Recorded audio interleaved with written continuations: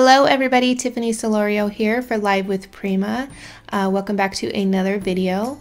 Today I'm going to be sharing with you how I created a mixed media layout using Frank Garcia's new collection, St.Tropez, and please forgive me if I'm not pronouncing that correctly.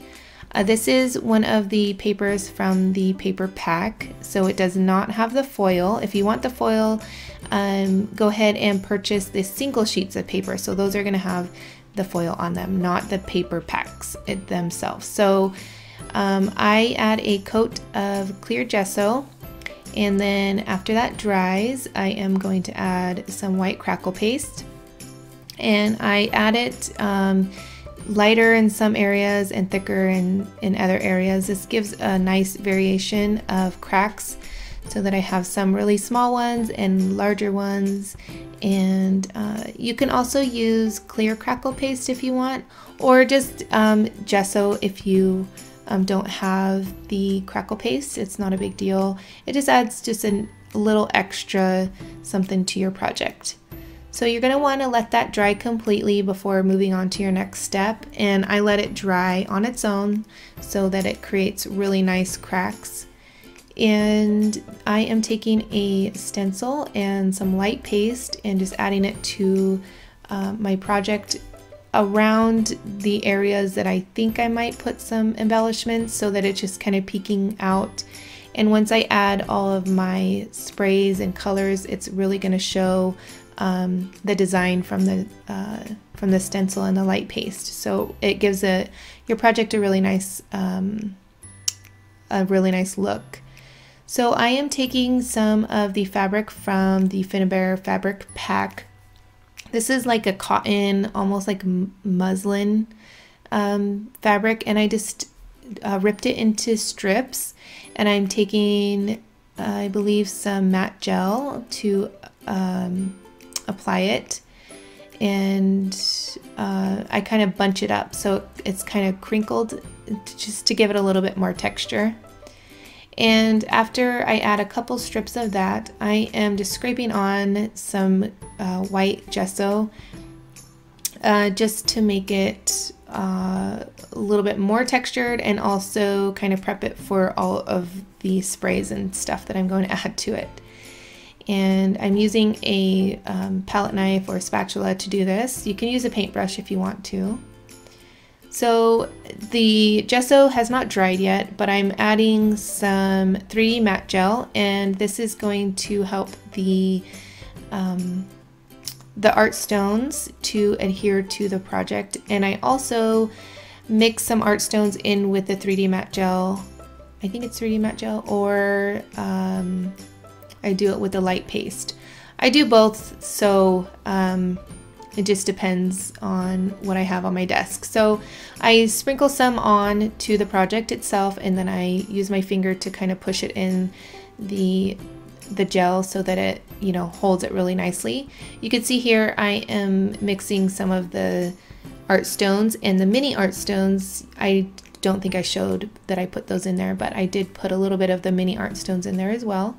And I just mix it together, and then I can just kind of scrape it onto the layout. It is a little tricky to get it to stay, because the stones just kind of want to move around, but if you have a little bit of patience, it works out, and it adds a lot of texture and interest to your project.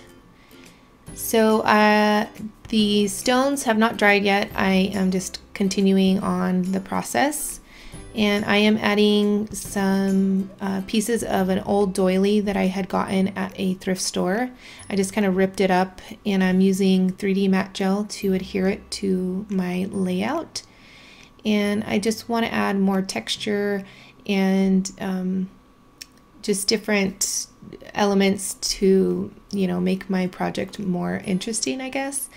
And with adding some fabric and different textures of fabric, it's really going to make your project look different and unique. So I add it down as well, because I kind of have a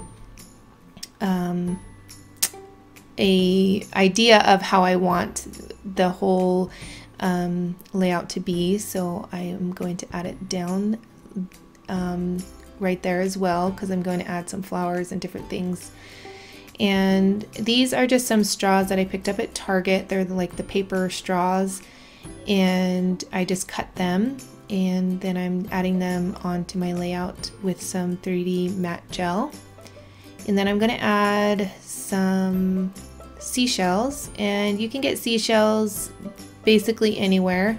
These I just picked up at the craft store, and I'm not too worried about the color. It doesn't really matter too much.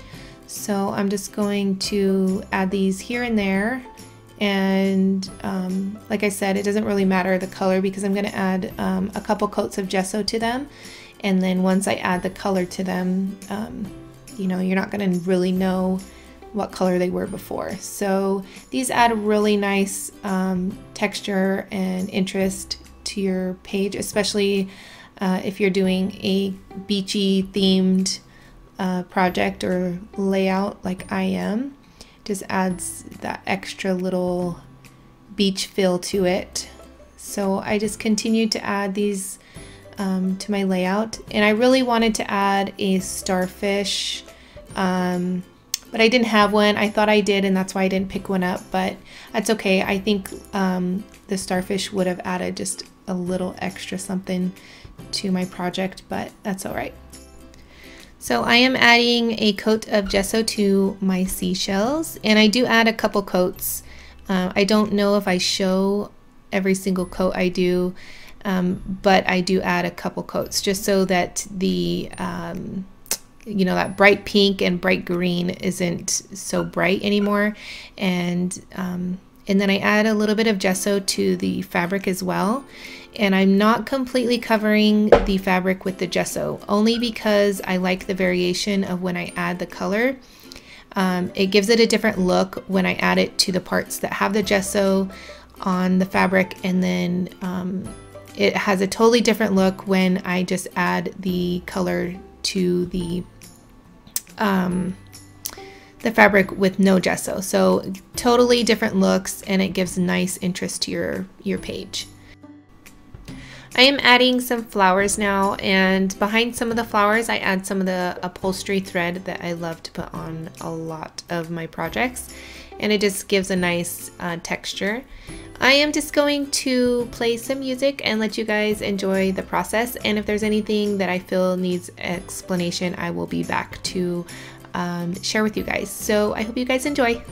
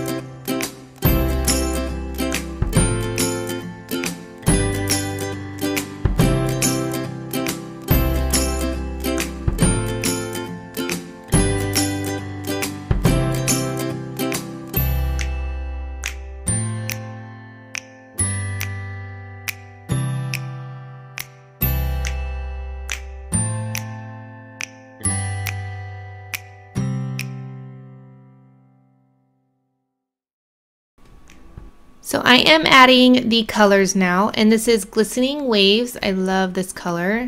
It is very similar to soft teal. It's just a little bit more blue, I think. And so you could use that one as well if you want, if you don't have the Glistening Waves. And I add a little bit of water, and then you're gonna see that I'm going to add a darker color. This one's a Dragonfly Blue, and I think I end up using a paintbrush or maybe I was just feeling really patient that day. So anyways, just adding little bits here and there is going to create lots of depth, because it's going to kind of seep in all of those different textures behind the art stones and into the fabric that you added and underneath the seashells and all that good stuff. So adding different layers of color is going to create really nice depth and texture to your project. And then I add a little bit of water just to kind of help it move along. And I don't think I show it, but I do add a little bit of precious stone spray as well, just to add a little bit more depth, because in the end I think I just felt it needed just a little bit more. So yeah, here we go. I am using the paintbrush now because using the nozzle wasn't getting the job done quick enough, and I'm very impatient. So you see I'm just adding it kind of randomly, but in the same kind of area where I want all of my color. And if you end up not liking or you think you added too much, just spray a lot of water on it and then soak it up with a paper towel, and then that will kind of help tone down some of that dark color if you feel you added too much dark.